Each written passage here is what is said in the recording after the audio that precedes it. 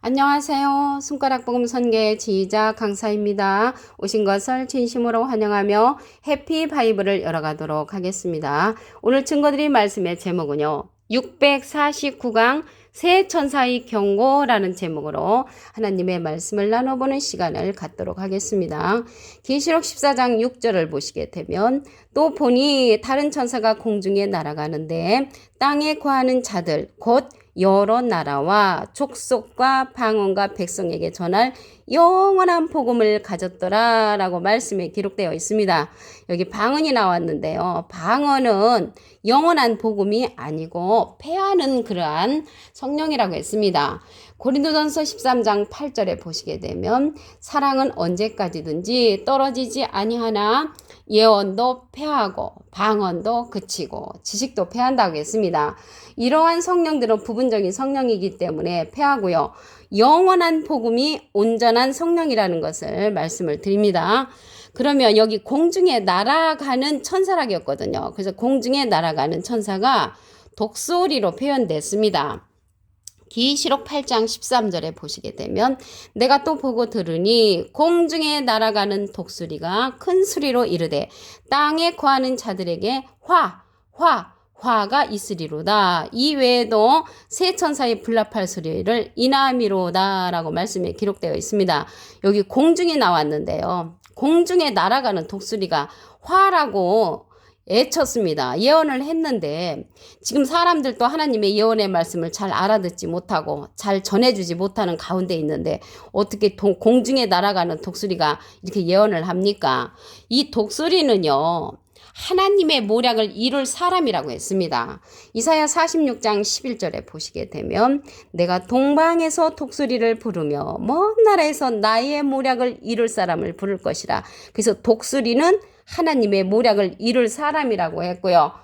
하나님께서 말씀하시기를 내가 말하였은즉 정령 이룰 것이요 경영하였은즉 정령 행하리라고 말씀하셨습니다. 그래서 영원한 복음을 가진 그 첫째 천사를 통하여 하나님의 모략을 이룰 그러한 독수리라는 것을 말씀을 드립니다. 근데 이게 공중이라고 했는데요. 공중은 또 하늘이잖아요. 하늘.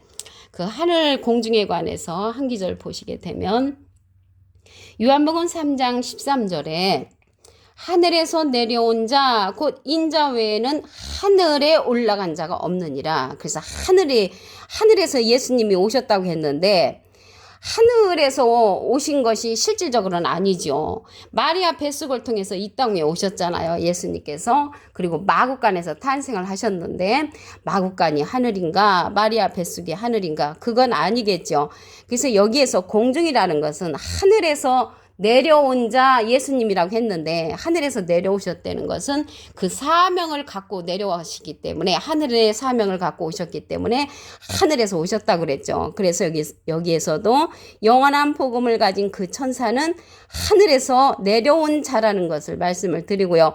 공중의 독수리로서 하나님의 모략을 이룰 사람이라고 말씀이 기록되어 있습니다. 그러면 두 번째 천사에 관해서 보도록 하겠습니다. 계시록 14장 8절에 보시게 되면 또 다른 천사 곧 둘째가 그러니까 둘째 천사의 경고가 되는 거죠.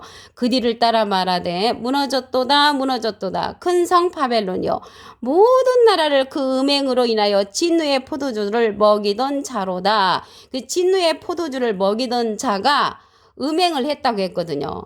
그러면 예수님은 요한복음 15장 1절에 보시게 되면 내가 참 포도나무요. 그래서 예수님은 참 포도주를 먹이신 분이시고요.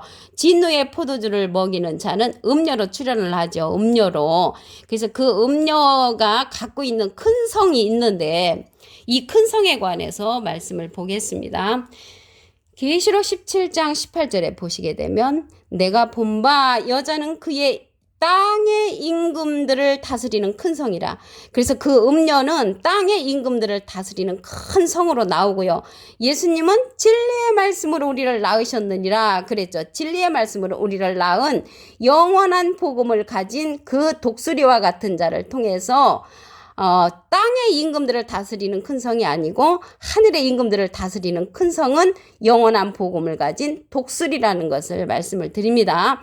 그래서 진노의 포도주를 먹음으로 음행했다는 것은 비진리로서 음행을 한 자라는 것을 말씀을 드립니다.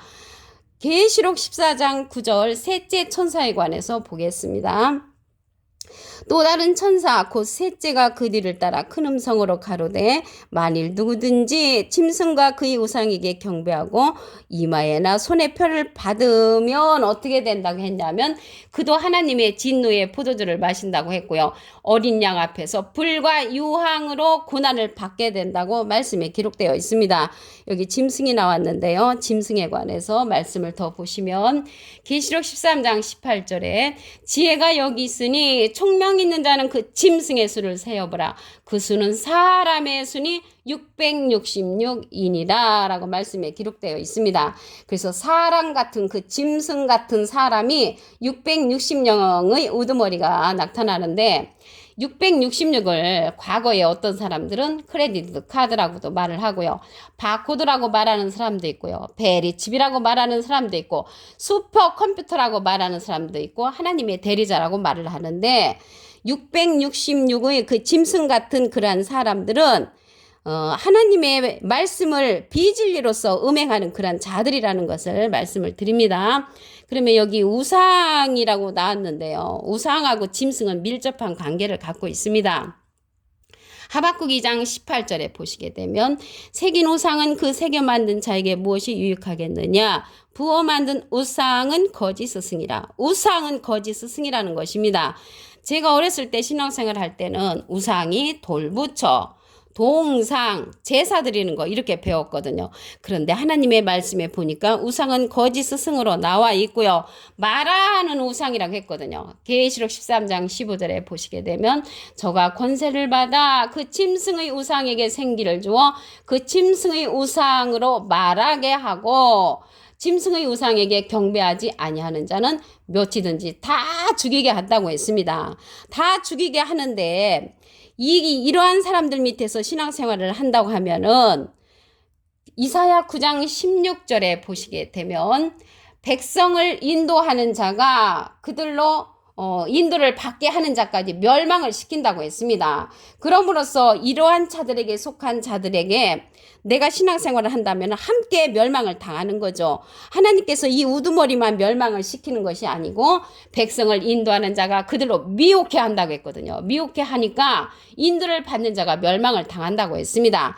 그럼으로써 우리가 이러한 거짓 스승 우상 밑에서 내가 신앙생활을 한다면 나도 함께 멸망을 받는다는 그러한 결과가 되겠습니다. 계시록 14장 11절에 보시게 되면 그 고난의 연기가 세세토록 올라가리로다. 짐승과 그의 우상에게 경배하고 그 이름의 표를 받는 자는 누구든지 밤낮 쉼을 얻지 못한다고 했습니다. 얻지 못하는데 이 우상에 관해서 더 알아보시면 이사야 41장 21절에 보시면 나 여호와가 말하노라 내가 너희 우상들은 소송을 일으키라고 했거든요. 그래서 이 소송을 일으키는 그 우상들은 거짓 스승인데 이사야 41장 29절에는 그들의 모든 행사는 공허하며 허무하며 그들의 부어 만든 우상은 바람이라고 했습니다. 바람. 그럼 바람이 무엇인가 보시게 되면 예레미야 5장 13절에 선지자들은 바람이라 말씀이 그들의 속에 있지 아니한 선지자를 가리켜서 바람 선지자라고 했습니다. 때때로는 어느 때는 이 바람을 갖다가 천사들을 상징할 때도 있습니다. 히브리서 1장 7절에 보시게 되면 천사들에 관하여는 그는 그의 천사들을 바람으로 삼으셨다고 했습니다. 그래서 이러한 우상들은 거짓 스승으로서 이러한 자들 밑에서 내가 신앙생활을 한다면 함께 멸망을 당하는 것이 문제가 되겠죠. 첫째 천사의 경고를 다시 한번 보도록 하겠습니다. 계시록 14장 6절에 보시게 되면 또 보니 다른 천사가 공중에 날아가는데 땅에 거하는 자들 곧 여러 나라와 족속과 방언과 백성에게 전할 영원한 복음을 가졌다고 했습니다. 이 영원한 복음을 가진 공중에 날아가는 그러한 자라는 것을 알 수가 있고요. 여기 날개 달린 그러한 천사가 아니고요. 창세기 19장 1절에 보시게 되면 창세기 19장 1절에 보시게 되면 그 사람들을 나오거든요.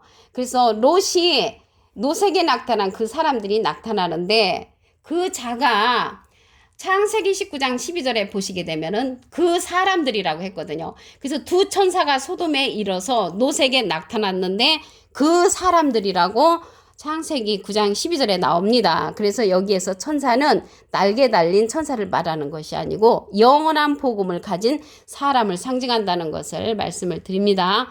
계시록 8장 13절에 보시게 되면 내가 또 보고 들으니 공중에 날아가는 독수리가 큰 소리로 이르되 땅에 거하는 자들에게 화가 있으리로다. 이외에도 새 천사의 불납할 소리를 이남이라고 예언을 합니다. 그래서 이 독수리는 예언하는 그러한 선지자로서 하나님의 모략을 이룰 사람으로 기록되어 있습니다.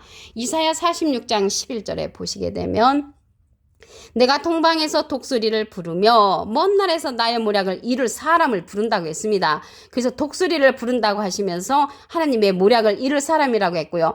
정령 이루고 정령 행한다고 말씀에 기록되어 있습니다. 그래서 여기에서 독수리는 영원한 복음을 가진 하나님의 사명자, 하나님의 모략을 이룰 자라는 것을 말씀을 드립니다.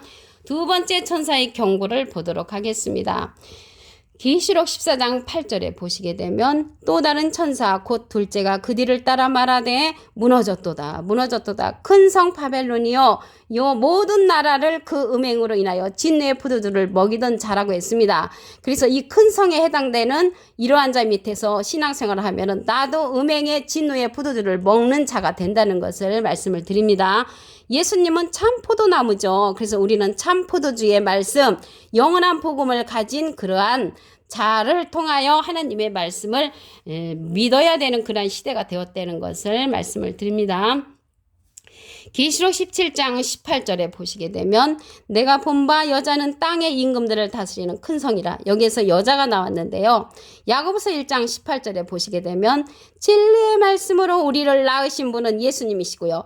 비진리로서 저들을 낳은 자는 음행으로서 진노의 포도주를 먹이던 그 음녀로 상징되었다는 것을 말씀을 드립니다. 세 번째 천사의 경고를 보도록 하겠습니다. 계시록 14장 9절에 보시게 되면 또 다른 천사 곧 셋째가 그 셋째라는 것을 볼 때 세 번째 천사죠. 그 뒤를 따라 큰 음성으로 가로되 만일 누구든지 짐승과 그의 우상에게 경배하고 이마에나 손에 표를 받으면 이러한 자들은 어떻게 된다고 하냐면 불과 유황으로 고난을 받게 된다고 말씀에 기록되어 있습니다. 여기 짐승에 관해서 말씀을 더 보겠습니다. 계시록 13장 18절에 보시게 되면 지혜가 여기 있으니 총명 있는 자는 그 짐승의 수를 세어보라. 그 수는 사람의 수니 666이라고 했습니다. 666은 짐승 같은 사람의 수를 가리키지 크레디트 카드, 바크도 베리칩이 아니라는 것을 말씀을 드립니다. 우상에 관해서 말씀을 보겠습니다. 하박국 2장 18절에 보시게 되면 새긴 우상은 그 새겨 만든 자에게 무엇이 유익하겠느냐? 부어 만든 우상은 거짓 스승이라. 우상은 거짓 스승이라는 것을 알 수가 있고요.